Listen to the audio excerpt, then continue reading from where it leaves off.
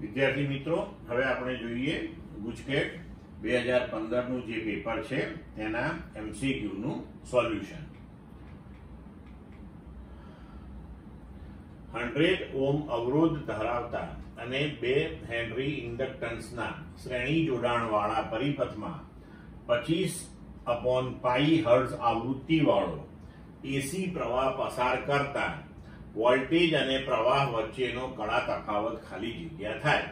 આપણને વિકલ્પ આપ્યા છે એ 45 ડિગ્રી, બી 60 degree, C 30 degree, D 90 degree. હવે જોઈએ કે એલ અને આર, ઇન્ડક્ટર એલ અને અવરોધ આર આપણને શ્રેણી પરિપથમાં આપેલા છે, તો એ બે વચ્ચેનો કળા તફાવત લેવા આપણે લઈએ કે ડેલ્ટા બરાબર tan ઇનવર્સ, તો tan ડેલ્ટા લઈએ તો સામેની બાજુ ભાગ્યા પાસેની બાજુ, તો સામેની બાજુમાં ઇન્ડક્ટિવ રિએક્ટન્સ આવશે અને પાસેની બાજુમાં અવરોધ આવશે, તો ડેલ્ટા બરાબર tan inverse omega L by R આપણે લખી શકીએ। તો ઓમેગા બરાબર 2πf, તો ડેલ્ટા બરાબર tan inverse 2πfl upon R. હવે આપણે બધા મૂલ્યો મૂકી દઈએ, તો tan ઇનવર્સ 2π, f તમને આપ્યો છે 25/π, તો 25/π into 2, π કેન્સલ થશે। હવે આને આપણે ઉકેલીએ તો 25 into 2 into 2 એટલે 100 થઈ ગયા, 100 કેન્સલ થઈને ડેલ્ટા tan ઇનવર્સ 1, તો ડેલ્ટા જો tan ઇનવર્સ 1 હોય તો ડેલ્ટાની કિંમત શું આવે, π/4 રેડિયન એટલે કે 45 ડિગ્રી। એટલે વિકલ્પ પ્રમાણે આપણો જવાબ થશે એ। ક્લિયર મિત્રો? નેક્સ્ટ, ફક્ત કેપેસિટર ધરાવતા એસી પરિપથમાં વિદ્યુત પ્રવાહ ખાલી જગ્યા હોય છે। વિકલ્પ એ વોલ્ટેજ કરતા કળામાં π જેટલો પાછળ, બી વોલ્ટેજ કરતા કળામાં π/2 જેટલો આગળ, સી વોલ્ટેજ કરતા કળામાં π જેટલો આગળ અને વોલ્ટેજ કરતા કળામાં π/2 જેટલો પાછળ। તો આપણે થિયરીની અંદર ફેઝર મેથડ ને આ બધું ભણી ગયેલા છીએ, તો તેને અનુરૂપ આપણે લખી શકીએ કે વોલ્ટેજ કરતા પ્રવાહ કળામાં π/2 જેટલો આગળ હોય છે, એટલે કે વિકલ્પ પ્રમાણે આપણો જવાબ બી થશે।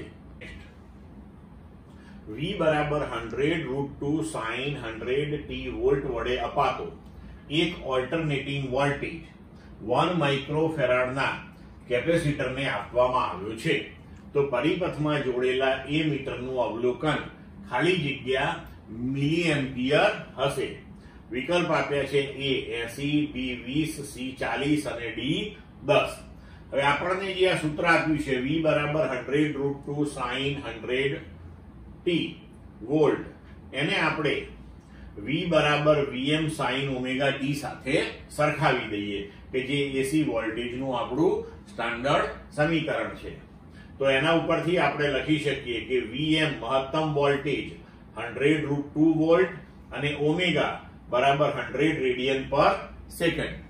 કેપેસિટન્સનું મૂલ્ય તમને આપ્યું છે 1 માઇક્રોફેરાડ, તો 1 માઇક્રોફેરાડ એટલે 10⁻⁻6 ફેરાડ। હવે એનો ઇમ્પિડન્સ, તો કેપેસિટિવ રિએક્ટન્સ આપણે લઈએ અહીંયા, તો મોડ z બરાબર 1/ωc, તો 1/ω અને c નું મૂલ્ય તો એ થઈ ગયો 10⁴ ઓહ્મ। હવે મહત્તમ પ્રવાહ, તો મહત્તમ પ્રવાહ બરાબર મહત્તમ વોલ્ટેજ ભાગ્યા ઇમ્પિડન્સ, તો Im બરાબર Vm by mod z। Vm આપણને આપ્યો છે 100√2 ડિવાઇડેડ બાય 10⁴, તો અહીંયા આપણને મળશે 10⁻² into √2a। પણ હવે પરિપથમાં જોડેલા એ મીટરનું અવલોકન લેવાનું છે, અને એ મીટર હંમેશા કયો પ્રવાહ માપે, તો એ મીટર હંમેશા આરએમએસ પ્રવાહ માપે। તો હવે આપણે આરએમએસ મૂલ્ય શોધીએ, તો Irms બરાબર Im ભાગ્યા √2। Im મહત્તમ પ્રવાહ તો આપણે શોધી લીધો છે, તો એ થઈ ગયો 10⁻² into √2/√2 કેન્સલ એટલે 10⁻² એમ્પિયર થયો આ। તો એને આપણે મિલી એમ્પિયરમાં લખવાનો છે, તો 10⁻² એમ્પિયર નું મિલી એમ્પિયર લઈએ તો 10⁻³ થી મલ્ટીપ્લાય કરવું પડે, એટલે આપણો જવાબ થયો 10 મિલી એમ્પિયર। એટલે વિકલ્પ પ્રમાણે આપણો જવાબ થશે ડી। ક્લિયર મિત્રો? ચલો નેક્સ્ટ, કે જેટલી ગતિ ઉર્જા ધરાવતા આલ્ફા કણ માટે ન્યુક્લિયસના કેન્દ્રથી લઘુત્તમ અંતર r0 મળે છે. જો 2k જેટલી ગતિ ઉર્જા વાળા આલ્ફા કણો આપાત કરવામાં આવે તો આ અંતર કેટલું મળે? વિકલ્પ છે A 2r0, B 4r0, C r0/4 અને D r0/2.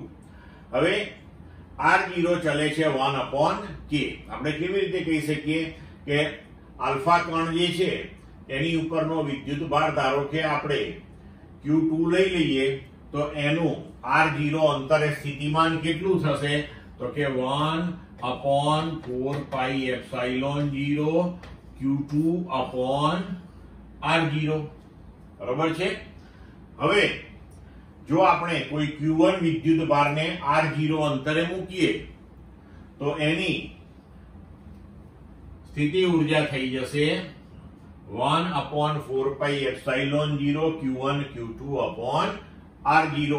હવે જો આપણે વિદ્યુત ભારને r0 અંતરે મોકલવો હોય તો એને આપણે જે પણ ગતિ ઉર્જા આપી છે કે એ જ્યારે r0 અંતરે પહોંચે અને સ્થિર થાય તે બધી જ ગતિ ઉર્જા સ્થિતિ ઉર્જામાં રૂપાંતરિત થઈ જાય.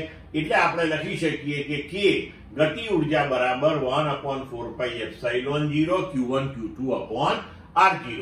તો અહીંયા આપણે જોઈ શકીએ છીએ કે k અને r0 એકબીજાને વ્યસ્ત પ્રમાણમાં છે. એટલે આપણે લખ્યું કે r0 ચલે છે 1/k. તો r0 1/r0 2 એના બરાબર k2/k1 લખાય.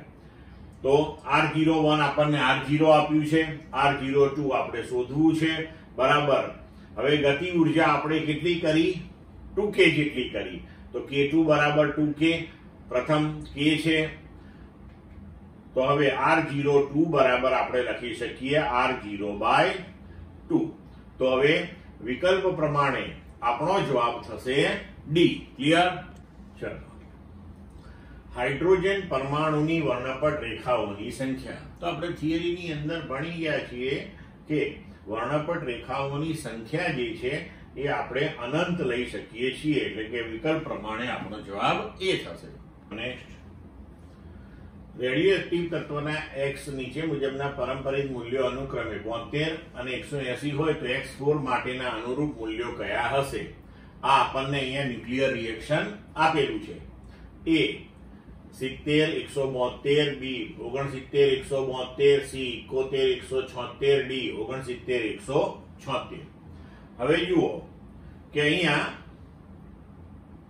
x ના મૂલ્યો આપ્યા છે આપણને z અને a ના 72 અને 180. હવે એમાં બીટા માઇનસ નું જો ઉત્સર્જન થાય તો એ બદલાશે નહીં અને z જે છે એ એક વધી અને 72 નો થઈ ગયો 73. એના પછી આલ્ફા પાર્ટિકલ નું ઉત્સર્જન થાય છે. તો આલ્ફા કણ એટલે કે હિલિયમ એટલે 2He4. તો z માં 2 નો ઘટાડો થયો અને e માં 4 નો ઘટાડો થયો. એટલે આપણને હવે x2 મળ્યું 71 176. હવે એમાંથી ફરી પાછું બીટા માઇનસ નું ઉત્સર્જન થયું તો z માં 1 નો વધારો થશે, e માં કોઈ ફેરફાર નહીં થાય. તો આપણને મળ્યું x3 72 176. હવે ફરી પાછો આલ્ફા નું ઉત્સર્જન થશે તો z માં 2 નો ઘટાડો અને e માં 4 નો ઘટાડો એટલે કે x4 આપણને મળ્યું 70 172. તો વિકલ્પ પ્રમાણે આપણો જવાબ થઈ ગયો A. ક્લિયર? નેક્સ્ટ, યુરેનિયમના એક પરમાણુનું વિખંડન થતા 200 MeV ઉર્જા છૂટી પડે છે. તો 6.4 વોટ પાવર મેળવવા 1 સેકન્ડમાં કેટલા યુરેનિયમના ન્યુક્લિયસનું વિખંડન થવું જોઈએ? વિકલ્પ આપ્યા છે A 2 × 10⁻10, B 2 × 10⁻11, C 10⁻10, D 10⁻11.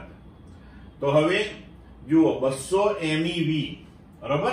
તો એને આપણે જૂલમાં ફેરવી લઈએ તો 200 × 10⁶ eV અને 1 eV એટલે 1.6 × 10⁻19 જૂલ. એટલે કે 200 MeV ઉર્જા એટલે કે 200 × 10⁶ × 1.6 × 10⁻19 એટલા જૂલ ઉર્જા થઈ અને આટલી ઉર્જા આપણને એક પરમાણુનું વિખંડન થવાથી મળે છે.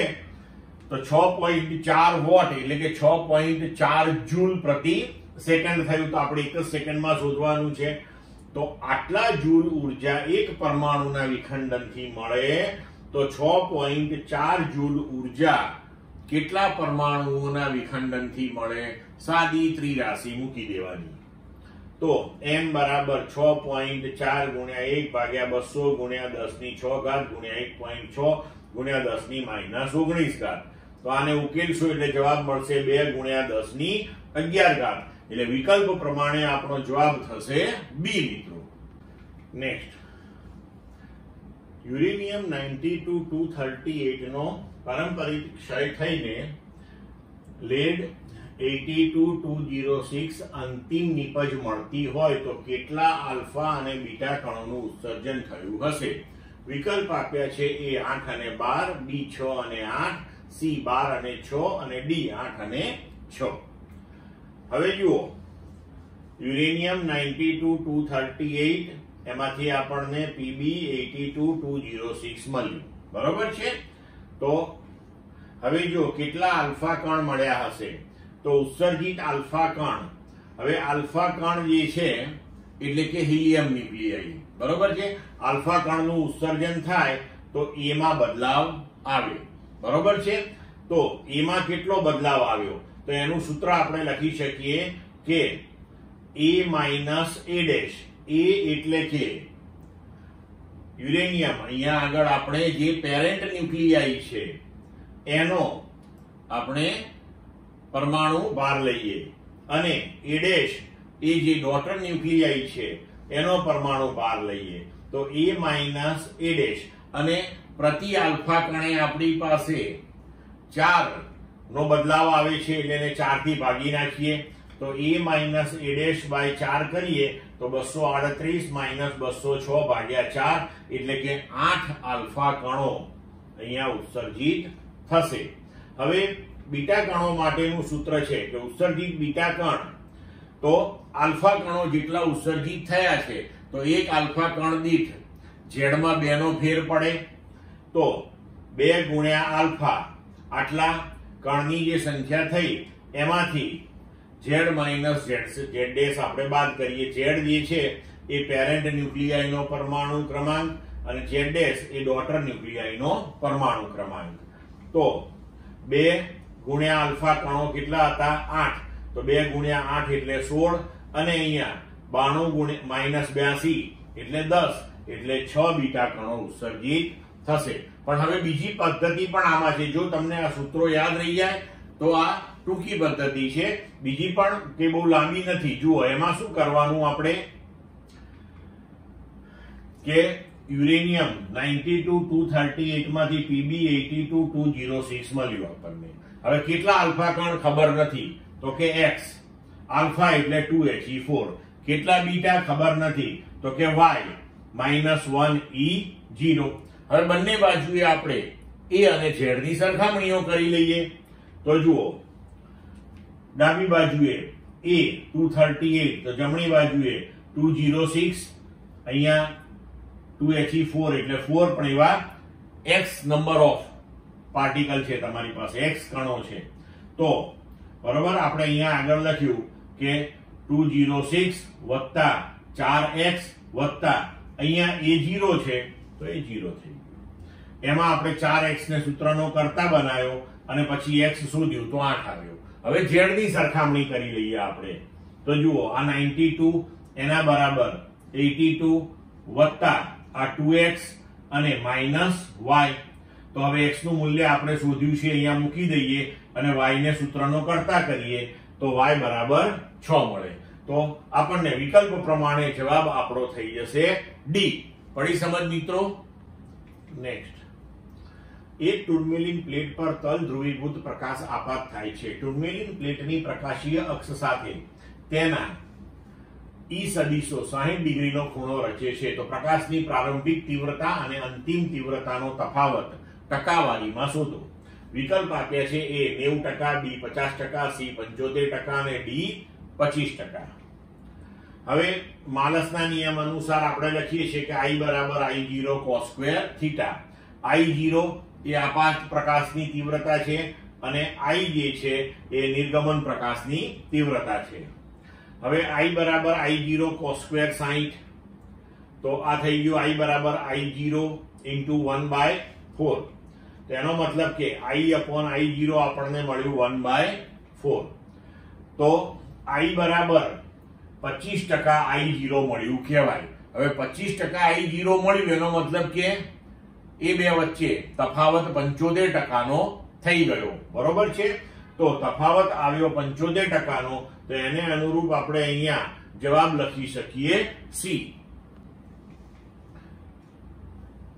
લેમ્બડા તરંગ લંબાઈનો પ્રકાશ સ્મોલ d પહોળાઈની સ્લિટ પર આપાત થાય છે. કેપિટલ D અંતરે રહેલ પડદા પર પરિણામી વિવર્તન ભાત રચાય છે. મધ્યસ્થ અધિકતમની પહોળાઈ એ સ્લિટની પહોળાઈ જેટલી હોય તો કેપિટલ D બરાબર ખાલી જગ્યા. વિકલ્પ આપ્યા છે A 2 lambda d by d, B 2 lambda square by small d, C small d by lambda, D small d square by 2 lambda. હવે જુઓ અહીંયા કે મધ્યસ્થ અધિકતમ જે આપણને મળે છે તેની પહોળાઈનું સૂત્ર આપણે થિયરીમાં ભણી ગયા છીએ કે 2x1 બરાબર 2 લેમ્બડા d by d. હવે તમને કહેલું છે કે મધ્યસ્થ અધિકતમની પહોળાઈ એ સ્લિટની પહોળાઈ જેટલી છે, એટલે કે સ્મોલ d જેટલી છે. તો 2x1 બરાબર આપણે d મૂકી દઈએ, તો d બરાબર 2 lambda capital D by small d. હવે આપણે શોધવાનું છે કેપિટલ D, તો એને સૂત્રનો કરતા કરીએ તો કેપિટલ D બરાબર small d square upon 2 lambda. તો વિકલ્પ પ્રમાણે આપણો જવાબ થશે D. ક્લિયર? ચલો નેક્સ્ટ. 31.4 સેન્ટીમીટર જેટલી અસરકારક લંબાઈ ધરાવતા અને 0.8 એમ્પિયર મીટર જેટલું ચુંબકીય ધ્રુવમાન વાળા ચુંબકને વાળીને અર્ધવર્તુળાકાર બનાવવામાં આવે છે તો તેની ચુંબકીય ચાક માત્રા ખાલી જગ્યા એમ્પિયર મીટર સ્ક્વેર થાય. વિકલ્પ આપ્યા છે A 0.12, B 1.2, C 0.16, D 1.6. હવે તમને ચુંબકીય ધ્રુવમાન આપેલું છે M બરાબર 0.8 એમ્પિયર મીટર. હવે ચુંબક જે છે, ધારો કે આપણે આ ચુંબક લઈ લઈએ તો એની લંબાઈ L બરાબર આપણને 31.4 સેન્ટીમીટર આપેલી છે.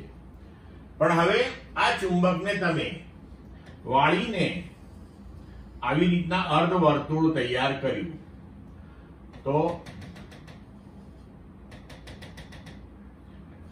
આ એની ત્રિજ્યા આપણે R લઈ લઈએ. તો આ લંબાઈ જે છે ચુંબકની એ તો આની યાદ રહેવાની છે, પણ હવે અર્ધવર્તુળાકાર સ્વરૂપે હોય તો આ લંબાઈ કેટલી લખાય? પાઈ r લખાશે આપણાથી. તો L બરાબર પાઈ r. તો L નું મૂલ્ય છે 31.4 સેન્ટીમીટરમાં છે, એટલે મીટરમાં લખ્યું આપણે, ગુણ્યા 10⁻², પાઈ 3.14 r. તો r બરાબર આપણને મળશે 0.1 મીટર. હવે ચુંબકના જે બંને ધ્રુવો છે તો પહેલા એકબીજાથી L અંતરે હતા, પણ હવે એ ચુંબકને જો આપણે અર્ધવર્તુળાકાર વાળી દઈએ તો આ બંને ધ્રુવો વચ્ચેનું અંતર જે છે એ 2r થઈ જશે. તો હવે આ કેસમાં નવી ચુંબકીય ચાક માત્રા બરાબર 2r into p. તો 2r જે છે એનું મૂલ્ય થશે 0.1 into 2 એટલે 0.2 into p.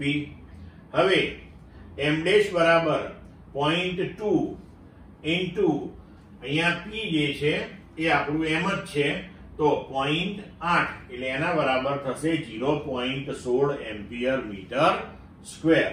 તો એ પ્રમાણે આપણો વિકલ્પ થશે C.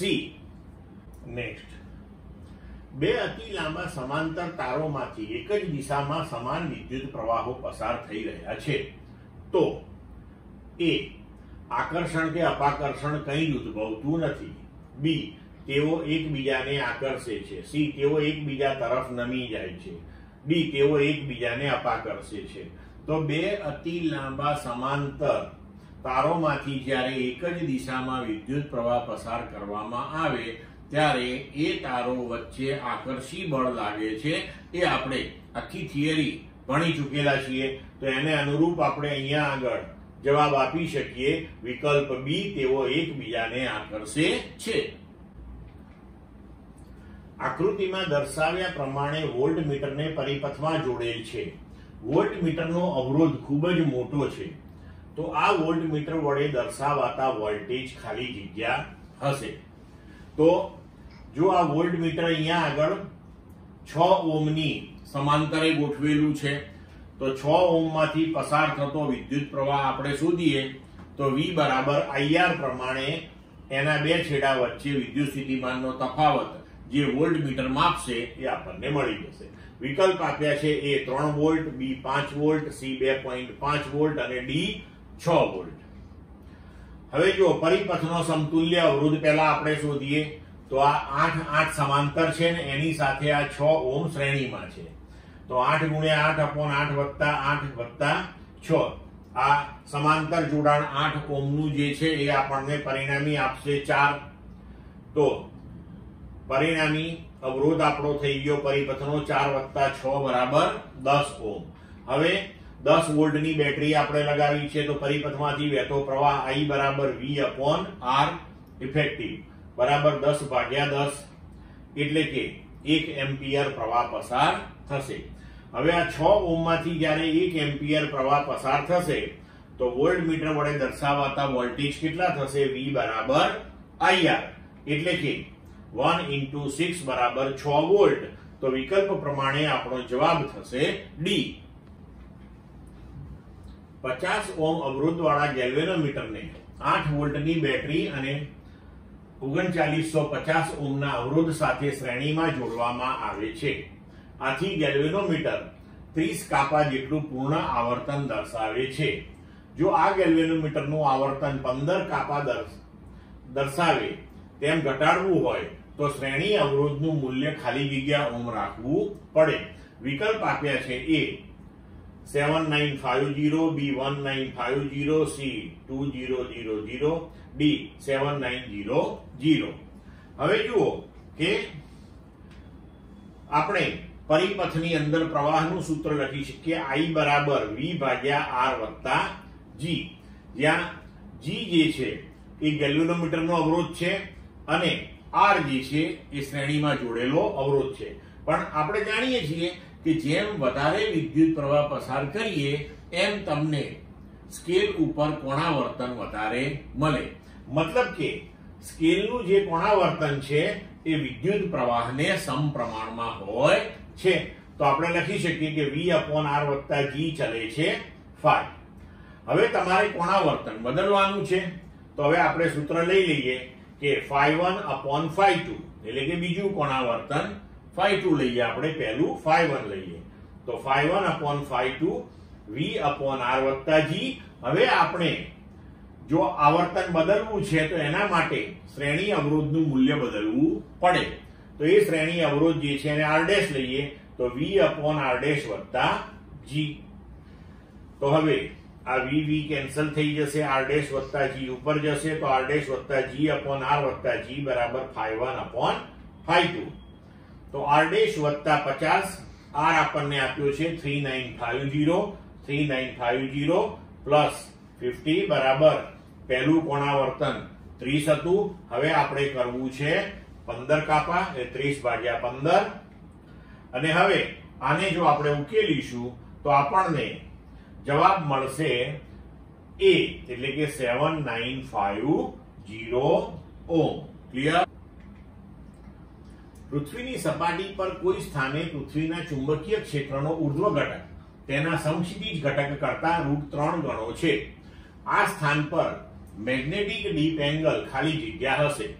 A 0 degree, B 60 degree, C 45 degree, D 30 degree. હવે જુઓ કે આપણને આપેલું છે કે ઉર્ધ્વ ઘટક જે છે એ સમક્ષિતિજ ઘટક કરતા √3 ગણો છે. તો ઉર્ધ્વ ઘટક B વર્ટિકલ જેને આપણે કહીએ બરાબર √3 B હોરિઝોન્ટલ એટલે કે સમક્ષિતિજ ઘટક. હવે આપણે જાણીએ છીએ કે magnetic deep angle tan phi બરાબર BV upon BH, તો phi બરાબર tan inverse BV upon BH. BV તમને √3 BH આપ્યું છે, મૂલ્ય મૂકી દીધું, BH કેન્સલ થઈ જશે અહીંયા, તો phi બરાબર tan inverse √3. તો tan 60 ની વેલ્યુ આપણે જાણીએ છીએ કે tan 60 બરાબર √3 થાય, તો tan inverse √3 એટલે કે phi બરાબર 60 ડિગ્રી થશે, એટલે વિકલ્પ પ્રમાણે આપણો જવાબ થશે 60 ડિગ્રી. ઓપ્ટિકલ ફાઇબરની બેન્ડવિડ્થ આશરે ખાલી જગ્યા હોય છે. A 250 megahertz, B 100 gigahertz, C 750 megahertz, D 100 megahertz. તો ઓપ્ટિકલ ફાઇબરની આપણે જે થિયરી ભણ્યા છીએ તેમાં આપણને આપેલું છે કે ઓપ્ટિકલ ફાઇબરની બેન્ડવિડ્થ આશરે 100 ગીગાહર્ટ્ઝ જેટલી હોય છે, એટલે વિકલ્પ પ્રમાણે આપણો જવાબ B થશે. ચાલો નેક્સ્ટ. પારાના સમાન 27 ટીપાઓને 10 વોલ્ટના વિદ્યુત સ્થિતિમાને એક જ સાથે ચાર્જ કરેલ છે. પ્રત્યેક ટીપાને ગોળ ગણી બધા જ વીજભારી ટીપાને ભેગા કરી એક મોટું ટીપું બનાવવામાં આવે તો તેનું વિદ્યુત સ્થિતિમાન ખાલી જગ્યા વોલ્ટ થશે.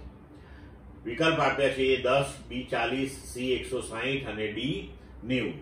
તો હવે નાના નાના ટીપાઓને ભેગા કરીને જ્યારે મોટું ટીપું આપણે બનાવીએ ત્યારે મોટું ટીપું અને નાનું ટીપું જે છે એના માટે જે વિદ્યુત સ્થિતિમાન ગણવાની વાત છે, તેમાં મોટા ટીપા ઉપરનું વિદ્યુત સ્થિતિમાન એ નાના ટીપાના વિદ્યુત સ્થિતિમાનના n/2/3 જેટલું આવે. તો n અહીંયા 27 ટીપાઓ કયા છે, એટલે જે ટીપાઓને આપણે ભેગા કર્યા છે એ ટીપાઓની સંખ્યા છે 27/2/3 × 10. તો 27/2/3 એટલે 27 ની 1/3 કરીએ તો 3 થશે, અને 3 નો વર્ગ કરીએ તો 9, એટલે કે આપણો જવાબ આવશે 90 વોલ્ટ, એટલે કે વિકલ્પ પ્રમાણે આપણો જવાબ થશે D. નેક્સ્ટ. કોઈ એક પ્રક્રિયા દ્વારા ધાતુની તટસ્થ પ્લેટમાંથી 10⁹ ઇલેક્ટ્રોન દૂર કરવામાં આવે તો ધાતુની પ્લેટ પરનો વિદ્યુત ભાર ખાલી જગ્યા. વિકલ્પ છે A 10⁻19 coulomb, B +1.6 coulomb, C 10⁻19 coulomb, D -1.6 coulomb. હવે આપણે તટસ્થ પ્લેટમાંથી ઇલેક્ટ્રોન દૂર કરીએ છીએ. ઇલેક્ટ્રોન દૂર કરીએ છીએ એટલે કે ઋણ વિદ્યુત ભાર દૂર કરીએ છીએ, તો પ્લેટ ઉપરનો વિદ્યુત ભાર ધન થશે, એ તો આપણને ખ્યાલ આવી જાય.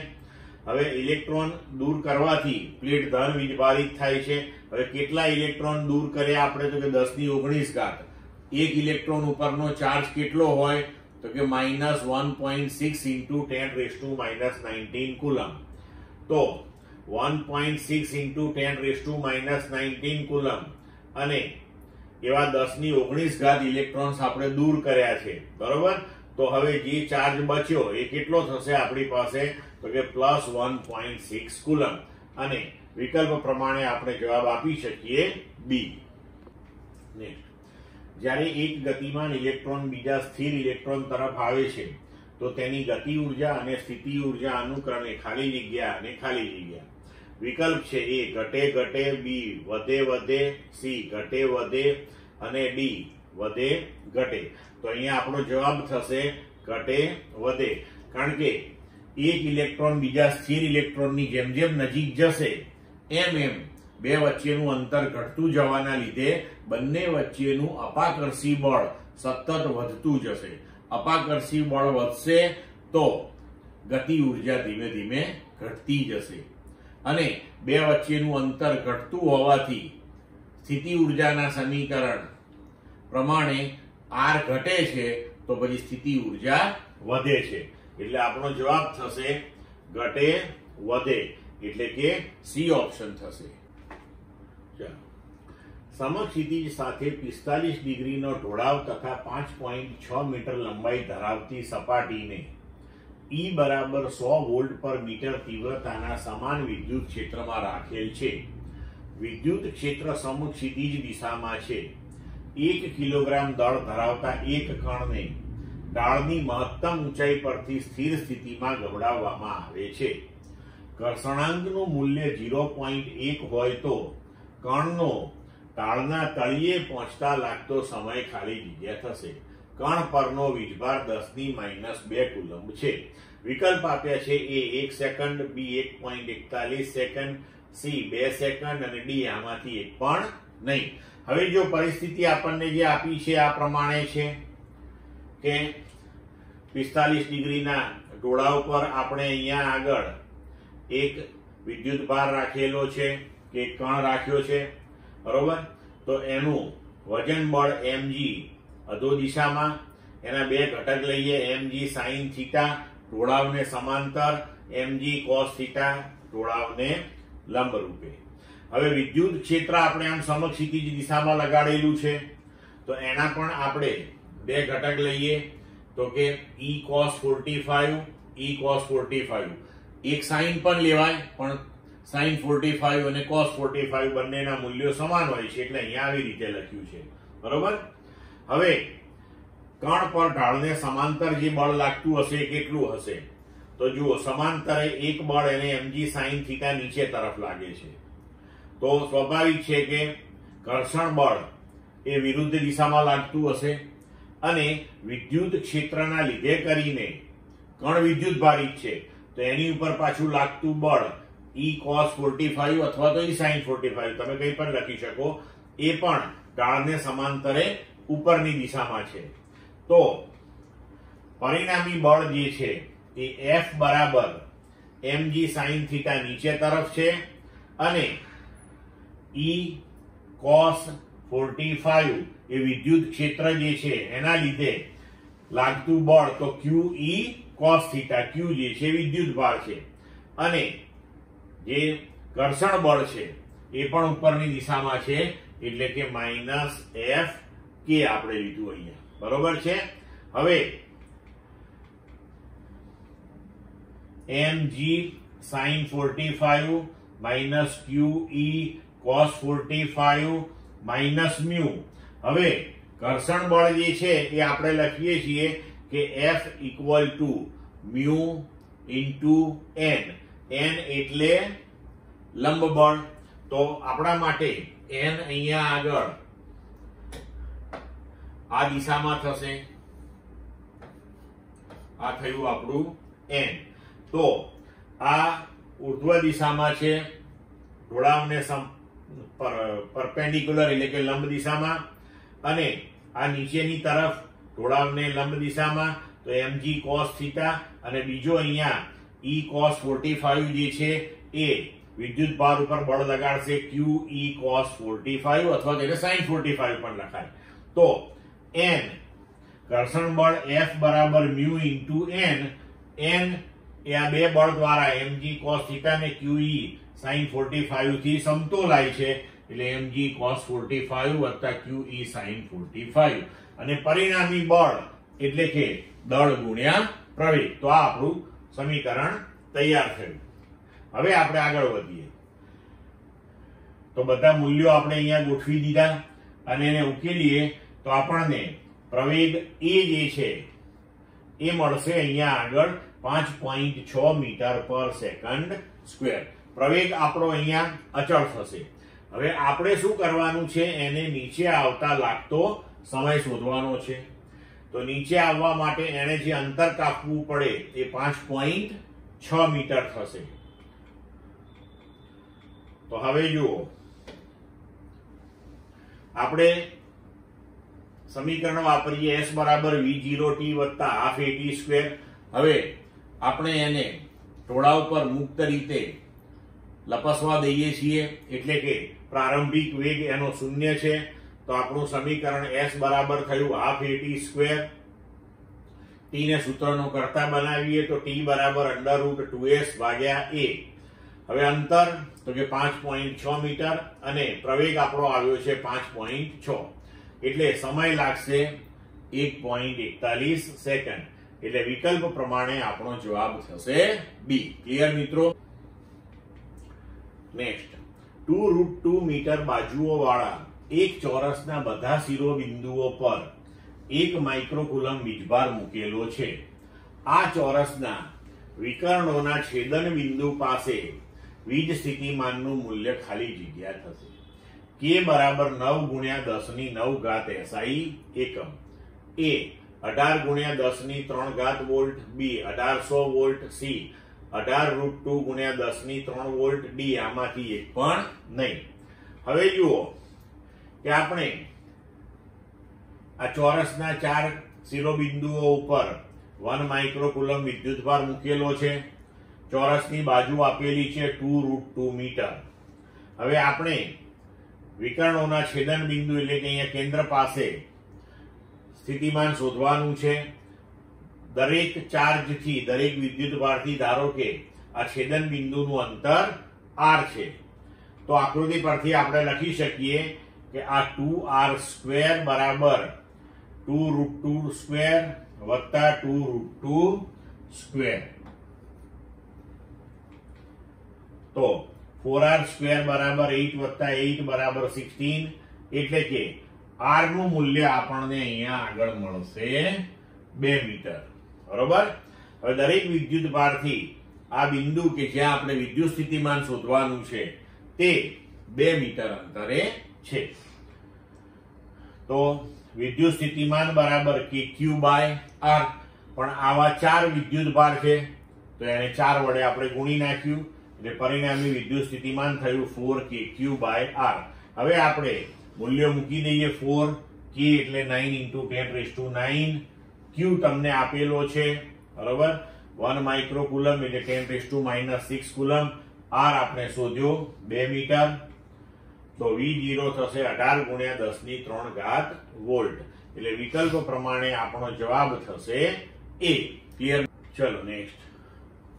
L લંબાઈના અને Q જેટલો સમાન વિદ્યુતભાર વિતરણ ધરાવતા એક પાતળા સળિયાના કોઈ એક છેડાથી અક્ષ ઉપર r અંતરે Q જેટલો બિંદુવત વીજભાર આવેલો છે, તો આ બંને વચ્ચે લાગતા વિદ્યુત બળનું મૂલ્ય કેટલું થશે? વિકલ્પ આપ્યા છે A k capital Q small q upon r into r વત્તા capital L. B k q q upon r square. C k q q upon r into r minus L. D 2k q upon r into r plus L. હવે અહીંયા જુઓ કે આપણી પાસે L લંબાઈનો અને Q જેટલો વિદ્યુતભાર ધરાવતો એક સમાન વિતરણ ધરાવતો પાતળો સળિયો છે અને એની અક્ષ ઉપર આપણે આ P બિંદુએ સ્મોલ q જેટલો વિદ્યુતભાર મૂક્યો હોય તો એની ઉપર લાગતું બળ કેટલું? તો પહેલા આપણે આ જે વિદ્યુત ભારિત સળિયો છે તેના લીધે કરીને P બિંદુએ વિદ્યુત ક્ષેત્રની તીવ્રતા ગણીએ અને કોઈ પણ વિદ્યુત ક્ષેત્ર E માં q જેટલો વિદ્યુતભાર મૂકો તો એની ઉપર લાગતું બળ કેટલું થાય? તો q * E. એટલે આપણને જવાબ મળી જાય. તો હવે જુઓ, તે માટે આપણે એક કામ કરીએ કે અહીંયા સળિયા ઉપર એક અત્યંત સૂક્ષ્મ એવો ખંડ વિચારી લઈએ કે જેની લંબાઈ dx છે અને આ dx થી x જેટલા અંતરે આપણું બિંદુ P આવેલું છે, બરોબર. હવે આ dx જેટલું જે આપણે ખંડ વિચાર્યો એની ઉપરનો વિદ્યુતભાર કેટલો? તો ધારો કે એની ઉપરનો વિદ્યુતભાર dq છે, તો dq બરાબર q/L ઇન્ટુ dx. q/L એટલે કે એકમ લંબાઈ દીઠ વિદ્યુતભાર. તો કે એકમ લંબાઈ દીઠ q/L તો dx લંબાઈમાં કેટલો? તો આ dq મળી ગયો. હવે કોઈ પણ વિદ્યુતભારથી x અંતરે રહેલા બિંદુએ વિદ્યુત ક્ષેત્રની તીવ્રતા, તો કે kq/r². એ સૂત્ર અનુસાર dE બરાબર k dq/x². તો k dq ની કિંમત મૂકી દીધી, q/L dx/x². તો હવે આપણે આ સળિયાને આવા અનેક સૂક્ષ્મ ખંડો A થી B સુધીમાં વિભાજિત થયેલો કલ્પી લઈએ. દરેક માટે અહીંયા વિદ્યુત ક્ષેત્ર શોધીએ, એનો સરવાળો કરીએ તો કુલ ક્ષેત્ર મળે. એનો મતલબ કે હવે આ સમીકરણનું આપણે સળિયાના એક છેડાથી બીજા છેડા સુધી સંકલન લઈએ તો આપણને P બિંદુ પાસેનું કુલ ક્ષેત્ર મળશે.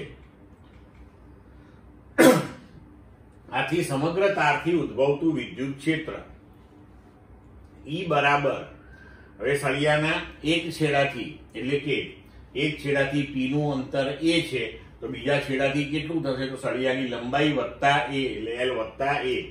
તો A થી L વત્તા A DE. હવે DE નું આપણે મૂલ્ય મૂકી દઈએ કે Q બાય L સંકલન A L વત્તા A dx upon x square. 1 upon x square નું સંકલન થશે -1 અપોન x. આ અચળાંકો બહાર છે કે Q upon L as it is. આપણે અહીંયા આગળ લિમિટ મૂકી દીધી A L વત્તા A. હવે x ની જગ્યાએ આપણે પહેલા ઉપરની લિમિટ મૂકી દઈએ અને પછી નીચેની લિમિટ. તો આપણને મળશે કે Q upon A into L વત્તા A, અથવા તો એને લખી શકીએ 1 upon 4 pi epsilon 0 Q upon A into L વત્તા A. હવે આ બિંદુએ જો તમે કોઈ પણ Q વિદ્યુતભાર મૂકો તો એની પર લાગતું બળ કેટલું? તો કે ક્ષેત્ર ગુણ્યા વિદ્યુતભાર. તો KQQ અપોન, હવે આપણને રકમની અંદર r અંતર કહ્યું છે એટલે આપણે એ અંતરની જગ્યાએ r અંતર લખી નાખીએ. તો r ઇન્ટુ r વત્તા L. તો વિકલ્પ પ્રમાણે આપણો જવાબ થશે A. ચલો નેક્સ્ટ.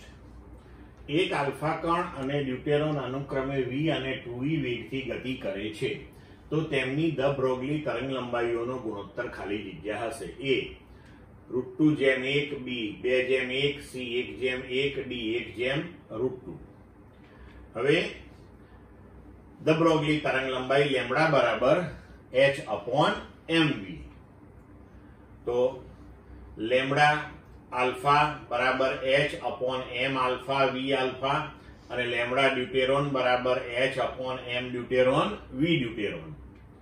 હવે તરંગ લંબાઈઓનો ગુણોત્તર લઈ લઈએ તો lambda alpha upon lambda D બરાબર md vd upon m alpha v alpha. તો md તો 2 માસ ઓફ પ્રોટોન, પ્રોટોનના માસ કરતા એટલે કે પ્રોટોનના દળ કરતા ડ્યુટેરોનનું દળ 2 ગણું છે, અને એનો વેગ આપણને 2v આપેલો છે.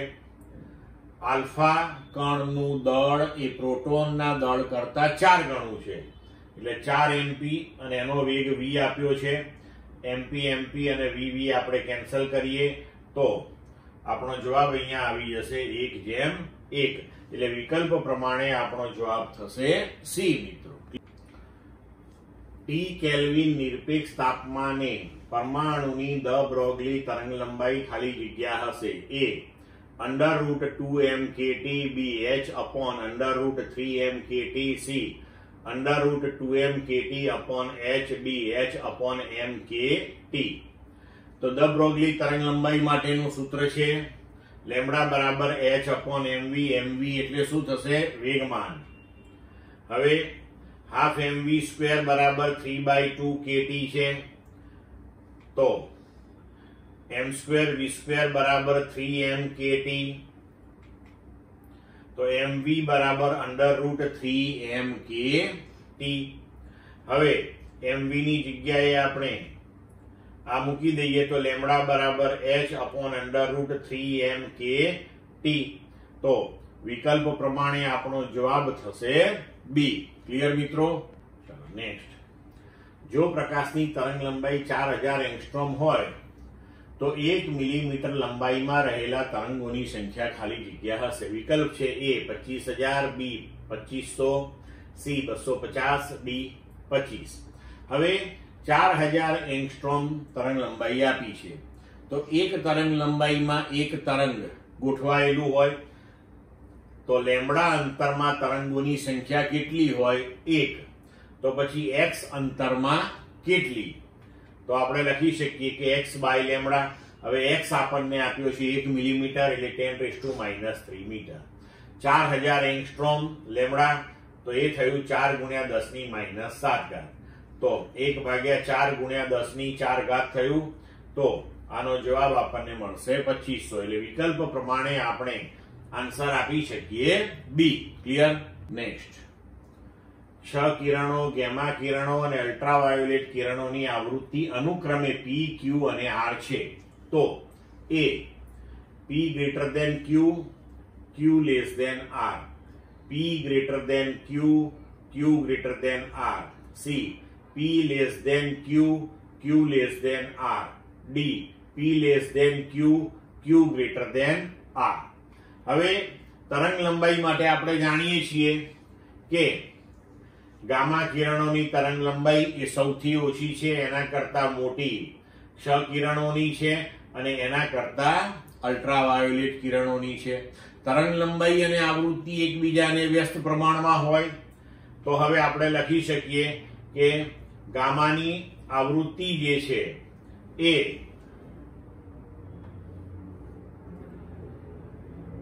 ક્ષ કિરણોની આવૃત્તિ કરતા મોટી હોય અને તેના કરતા ક્ષ કિરણોની અલ્ટ્રાવાયોલેટ થી મોટી હોય. તો હવે અહીં આપણે ક્ષ કિરણોની જે છે એને P નામ આપ્યું છે, તો આ ક્ષ કિરણો વાળી P બરોબર. Q જે છે ગામા કિરણો માટે છે તો આ Q અને R જે છે અલ્ટ્રાવાયોલેટ માટે છે તો એની આવૃત્તિ માટે R. તો હવે Q ગ્રેટર ધેન P, તો એને બીજા શબ્દોમાં કહી શકાય કે P લેસ ધેન Q. અને એવી જ રીતના હવે અહીંયા જોઈએ બીજો વિકલ્પ, તો P લેસ ધેન Q વાળા આ બે વિકલ્પ છે આપણી પાસે. હવે એમાં અહીં કહ્યું છે કે Q લેસ ધેન R, તો એવું નથી, Q R થી પણ મોટો છે, તો P લેસ ધેન Q અને Q ગ્રેટર ધેન R. તો એ પ્રમાણે આપણે જોઈએ તો આપણો વિકલ્પ થશે હવે D. એક ધાતુ પર 1 ઇલેક્ટ્રોન વોલ્ટ અને 1.5 ઇલેક્ટ્રોન વોલ્ટ ગતિ ઉર્જા ધરાવતા ફોટોન્સને અનુક્રમે આપાત કરવામાં આવે છે. ધાતુનું વર્ક ફંક્શન 0.5 ઇલેક્ટ્રોન વોલ્ટ હોય તો આ ધાતુમાંથી ઉત્સર્જિત થતા ઇલેક્ટ્રોનની મહત્તમ ઝડપનો ગુણોત્તર ખાલી જગ્યા થશે. વિકલ્પ આપ્યા છે A 1:3, B 2:1, C 3:1, D 1:2. હવે જુઓ, ફોટોન્સની ગતિ ઉર્જાઓ અનુક્રમે તમને આપી છે, 1 ઇલેક્ટ્રોન વોલ્ટ અને બીજા માટે 2.5 ઇલેક્ટ્રોન વોલ્ટ. ધાતુનું વર્ક ફંક્શન આપ્યું છે તો આપણે હાફ mv મેક્સિમમ 1² બરાબર k1 - 50 એક સૂત્ર લખી શકીએ અને બીજું સૂત્ર લખી શકીએ હાફ mv મેક્સિમમ 2² બરાબર k2 - 50. આપણે મહત્તમ ઝડપનો ગુણોત્તર શોધવાનો છે. હવે તો આપણે અહીંયા બંને સમીકરણ જે છે એની અંદર મૂલ્યો ગોઠવી અને પછી આપણે એનો ગુણોત્તર લઈએ તો હાફ એમ કેન્સલ થઈ જશે, તો v maximum 1² upon v maximum 2² એના બરાબર થશે 0.5 ભાગ્યા 2 બરાબર 1/4.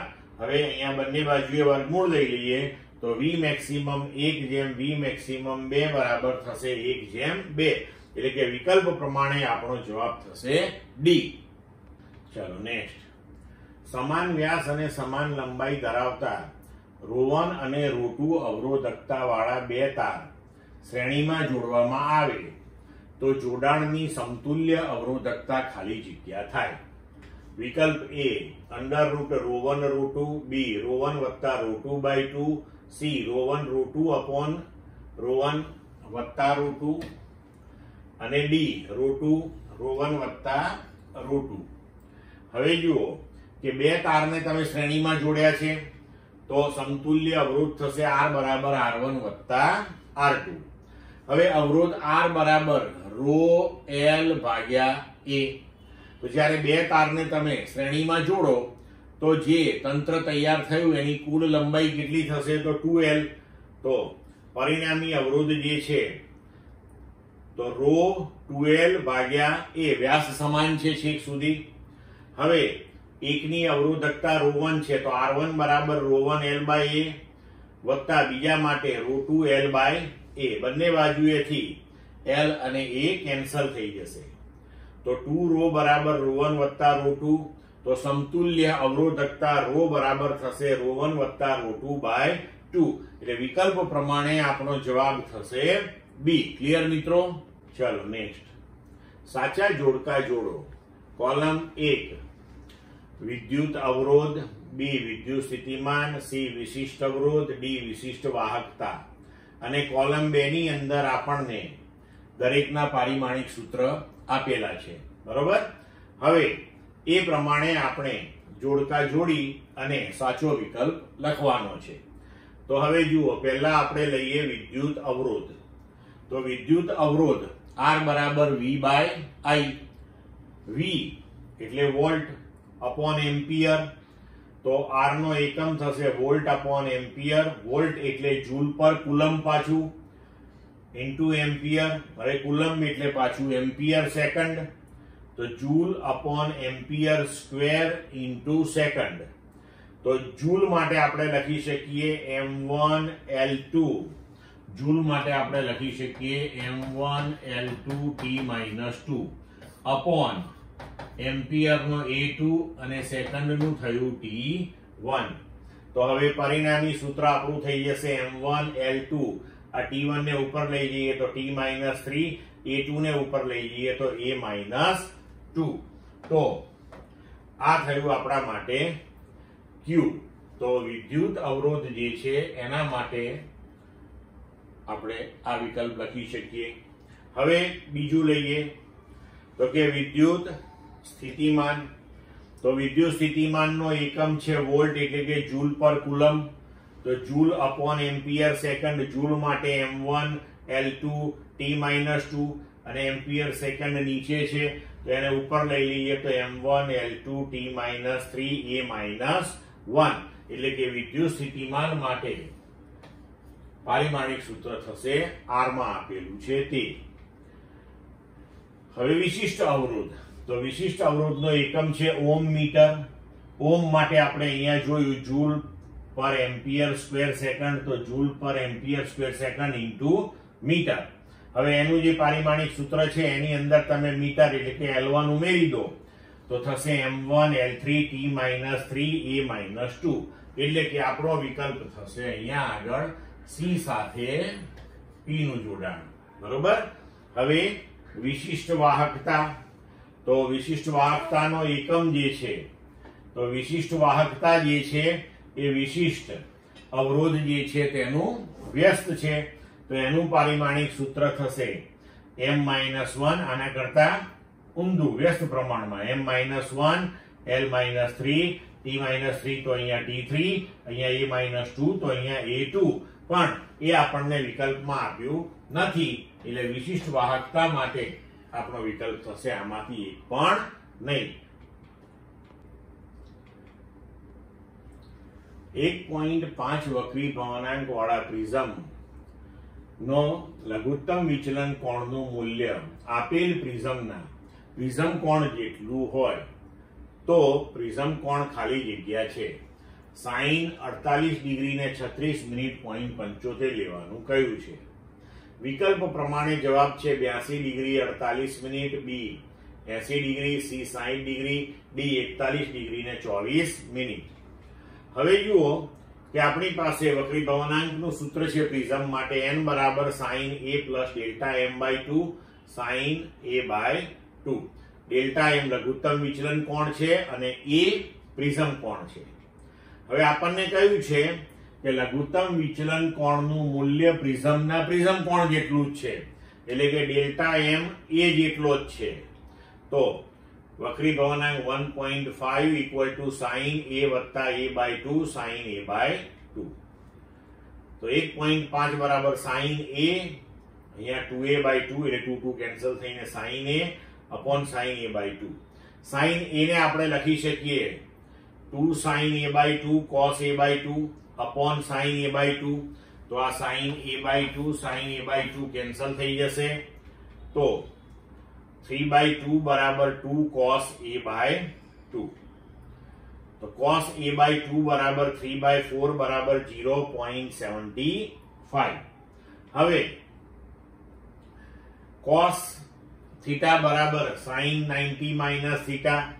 તો sin 90 માઇનસ a બાય 2 બરાબર 0.75 કારણ કે તમને sin માટે કિંમત આપેલી છે. તો હવે તમારો આ જે ખૂણો છે એ કેટલો થશે 48 ડિગ્રી અને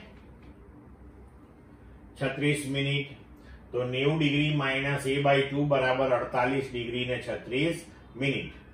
તો a/2 બરાબર 90 ઓછા 48 ડિગ્રી ને 36 મિનિટ, તો એનો જવાબ આવશે 41 ડિગ્રી ને 24 મિનિટ.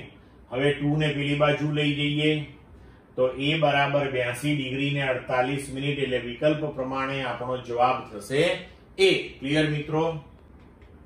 નેક્સ્ટ, 1.6 વક્રી ભ્રમણાંક વાળા માધ્યમ A માંથી પ્રકાશનું એક કિરણ 1.5 વક્રી ભ્રમણાંક વાળા માધ્યમ B તરફ જાય છે, તો માધ્યમ A ના ક્રાંતિ કોણનું મૂલ્ય ખાલી જગ્યા. વિકલ્પ A sin inverse 15/16, B sin inverse √16/15, C sin inverse 1/2, D sin inverse 16/15. હવે માધ્યમ A માંથી માધ્યમ B માં પ્રકાશનું કિરણ જાય છે, તો આપણે સપાટી પાસે સ્નેલનો નિયમ લગાડીએ. n1 sin θ1 બરાબર n2 sin θ2, n1 1.6 sin C ક્રાંતિ કોણ લઈ લઈએ આપણે, એના બરાબર n2 1.5 sin θ2, કારણ કે ક્રાંતિ કોણે જો આપાત થાય તો એનો વક્રીભવન કોણ જે છે એ થશે 90 ડિગ્રીનો. તો sin C બરાબર 1.5 upon 1.6, તો C બરાબર sin ઇનવર્સ 15/16, એટલે કે ક્રાંતિ કોણનું મૂલ્ય વિકલ્પ પ્રમાણે આપણે કહી શકીએ sin ઇનવર્સ 15/16, એટલે કે જવાબ A. નેક્સ્ટ, સમતલ અરીસાના પાવરનું મૂલ્ય ખાલી જગ્યા. A 4D, B 0, C 2D, D અનંત. તો સમતલ અરીસા માટે કેન્દ્ર લંબાઈ અનંત હોય અને પાવરનું સૂત્ર છે પાવર P બરાબર 1 upon કેન્દ્ર લંબાઈ, તો 1 upon અનંત બરાબર 0, તો વિકલ્પ પ્રમાણે જવાબ થશે B. પ્રકાશનું કિરણ પ્રકાશીય પાતળા માધ્યમમાંથી પ્રકાશીય ઘટ્ટ માધ્યમમાં દાખલ થાય ત્યારે તેનો વેગ ખાલી જગ્યામાં ફેરફાર થવાથી ઘટે છે. A કળા, B તરંગ લંબાઈ, C કંપવિસ્તાર, D આવૃત્તિ. તો આપણે જાણીએ છીએ કે તરંગ લંબાઈમાં ફેરફાર થવાથી તેમાં ફેરફાર થાય છે, કારણ કે આપણી પાસે સૂત્ર છે કે C that is lambda into f, બરોબર છે. તો તરંગ લંબાઈ જે છે એ બદલાય, આવૃત્તિ બદલાય નહીં, તો તરંગ લંબાઈ બદલાય એટલે વેગ બદલાય, તો આપણો જવાબ થશે B. નેક્સ્ટ, આકૃતિમાં દર્શાવેલ નેટવર્ક એ પરિપથનો એક ભાગ છે, બેટરીનો અવરોધ અવગણ્ય છે. આ પરિપથ છે, કોઈ એક ક્ષણે પ્રવાહ I બરાબર 2 એમ્પિયર હોય અને તે 10⁵ એમ્પિયર પર સેકન્ડના દરથી ઘટતો હોય, તો B અને A બિંદુઓ વચ્ચે વિદ્યુત સ્થિતિમાનનો તફાવત કેટલો હશે? A 15 volt, B 8.5 volt, C 10 volt અને D 8 વોલ્ટ. હવે કરંટ આપ્યો છે આપણને 2 એમ્પિયર, di/dt પ્રવાહના ઘટાડાનો દર 10⁻² એમ્પિયર પર સેકન્ડ, એ ઘટે છે એટલે આપણે ઋણ લીધો. આપણે VB માઇનસ VA શોધવાનું છે. તો કિર્ચોફના બીજા નિયમ અનુસાર જો આપણે એ બિંદુએથી શરૂ કરીએ તો એ બિંદુનું સ્થિતિમાન VA, પ્રવાહની દિશામાં આગળ જઈએ તો અવરોધના બે છેડા વચ્ચેનું વિદ્યુત સ્થિતિમાનનો તફાવત IR, અને પ્રવાહની દિશામાં જઈએ એટલે ઋણ, તો -IR. તમે બેટરીમાંથી નેગેટિવ ટુ પોઝિટિવ જાઓ છો એટલે વિદ્યુત સ્થિતિમાનનો તફાવત +E, અને ગૂંચળાના બે છેડા વચ્ચે વિદ્યુત સ્થિતિમાનનો તફાવત -L/di/dt, અને છેવટે આપણે B ઉપર પહોંચીએ તો એના બરાબર B નું સ્થિતિમાન VB. હવે આપણે VA minus I2 R2 plus 12 વોલ્ટની battery minus L 5 milli henry, એટલે 5 ગુણ્યા 10⁻³ હેનરી, અને di/dt -10⁻², એના બરાબર VB. તો હવે આને આપણે ઉકેલીશું તો આપણને જવાબ મળશે VA + 8 + 0.5 બરાબર VB. તો વીબી માઇનસ વીએ થશે આપણા માટે 8.5 વોલ્ટ. એટલે વિકલ્પ પ્રમાણે આપણો જવાબ થશે બી. ક્લિયર મિત્રો? નેક્સ્ટ, 10 સેન્ટીમીટર લંબાઈ ધરાવતો સળિયો 5×10⁻⁴ વેબર પર મીટર સ્ક્વેર તીવ્રતા ધરાવતા ચુંબકીય ક્ષેત્રને લંબ રૂપે ગતિ કરે છે. જો સળિયાનો પ્રવેગ 5 મીટર પર સેકન્ડ સ્ક્વેર હોય તો પ્રેરિત EMF ના વધારાનો દર ખાલી જગ્યા થાય. એ 20×10⁻⁴ વોલ્ટ પર સેકન્ડ, બી 25×10⁻⁴ volt second, C 20×10⁻⁴ volt second, D 2.5×10⁻⁴ volt પર સેકન્ડ. હવે 10 સેન્ટીમીટર લંબાઈનો સળિયો છે, એનો પ્રવેગ આપણને આપ્યો છે 5 મીટર પર સેકન્ડ સ્ક્વેર, ચુંબકીય ક્ષેત્ર આપણને આપ્યું છે. તો એમાં સળિયાના બે છેડા વચ્ચે ઉદ્ભવતું EMF E બરાબર BVL. હવે આપણને પૂછ્યું છે પ્રેરિત EMF ના વધારાનો દર એટલે કે dE/dt. તો બંને તરફ આપણે સમયની સાપેક્ષે વિકલન લીધું. dE/dt બરાબર B dV/dt into L. પણ dV/dt એટલે શું? પ્રવેગ. તો પ્રવેગ A B into L. તો પ્રવેગનું મૂલ્ય 5, B 5×10⁻⁴, 10 સેન્ટીમીટર લંબાઈ એટલે 10×10⁻² મીટર. આને ઉકેલીશું તો આપણને જવાબ મળશે 2.5 × 10⁻⁴ વોલ્ટ પર સેકન્ડ. એટલે વિકલ્પ પ્રમાણે આપણો જવાબ થશે ડી. ક્લિયર મિત્રો?